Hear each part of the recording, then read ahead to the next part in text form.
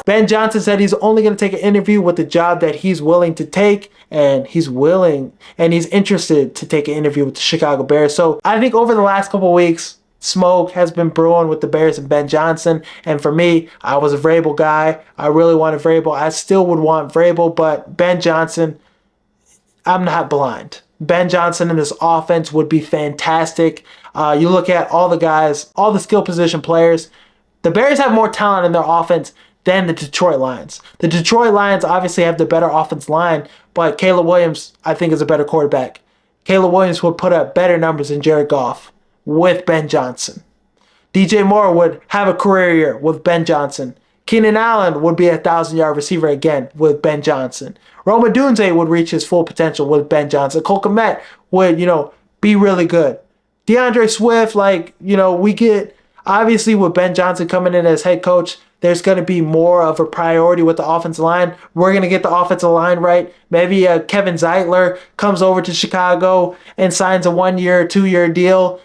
Really good offensive guard. I know he's like 34, 32 years old, around that range, but he's still a phenomenal guard, a top 10 guard in the league. I would welcome him with open arms to Chicago. So yeah, Ben Johnson would do wonders for all of the skill position players, do wonders for Caleb, and that's the most important thing. Ben Johnson and Caleb, that relationship, that would be great. And you see what's happening in Carolina. Offensive-minded head coach comes to Carolina. Bryce Young looks like the best version of himself. And the offense looks good. They're winning football games. They're beating Arizona in overtime. That's no longer the laughingstock of the NFL. They're no longer the worst team in the NFL. That's coaching.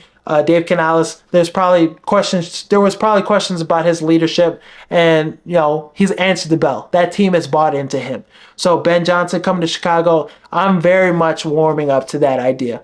I would really like that. And if he's interested in the job, give him whatever he wants, because he would have a chance to do some special things. And how do we compete with the teams in the NFC North, the great teams in the NFC North? We get us an offensive mind that's just as good and that has the aggressiveness of Detroit, the creativity. He's going to be able to cook up some great things to help us beat Green Bay, to help us beat Detroit. And we could beat Detroit if we got their guy, their wizard of their offense. The reason their offense is so fucking good, Dan Campbell without Ben Johnson, I'm interested to see it.